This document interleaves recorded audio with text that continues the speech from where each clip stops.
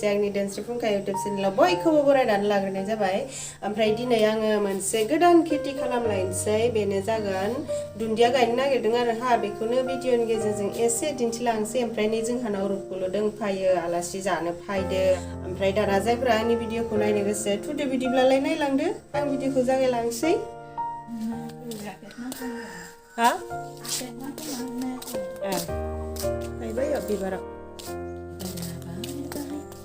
लोगोफोर दिनै ना माबानि रेलि जादों आरो मा होनगोन ट्रेक्टर इउपिपिएल नि रेलि जादों ओमफ्राय बे जोंनिथिं फैगोन ओमफ्राय आं बेखौबो एसे साफायगोन दे लोगोफोर ओमफ्राय मैया माबानि रेलि जादोंमोन मैयानिया मानिमोनलाय बिजेपि नि रेलि जादोंमोन आङो बेखौबो एसे साफायदों गासैनिखौबो साफायखायो आङो माने आङो गासैदोबो सापर्टआव दङ खिन्थु बे आखाया बहा दाम होयो बेखौ मिथिया आरोना सापर्टआलाय गासैनिबो थाखानांगौ न लोगोफोर ओमफ्राय बेखौबो साफायगोन आङो भिडिअखौ नों लानोसैबा आं सेस्लासिनो गरम लायदो एदाव फैना बारनाय समा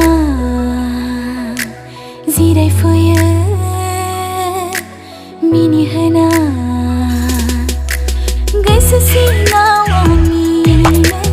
जायगा नागिरना बिखा सिङाव आंनिनो खना नागिरना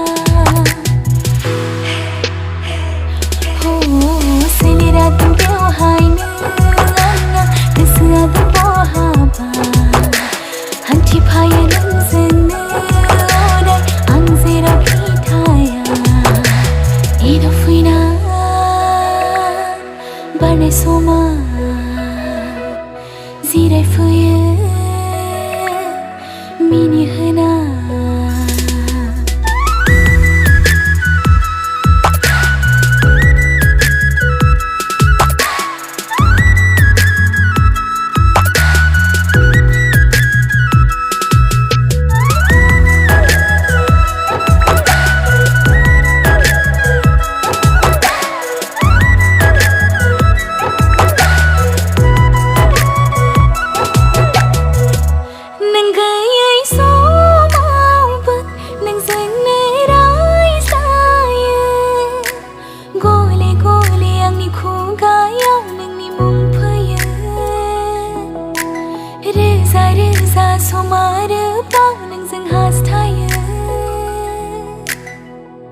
मेगनखौ मिसिबनानै नायो नोंनि महरखौ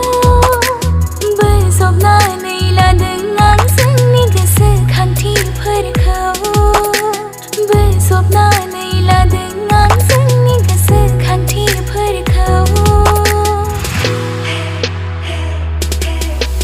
गोसो सिङाव आंनिनो जायगा नागिरना बिखा सिङाव आंनिनो खना नागिरना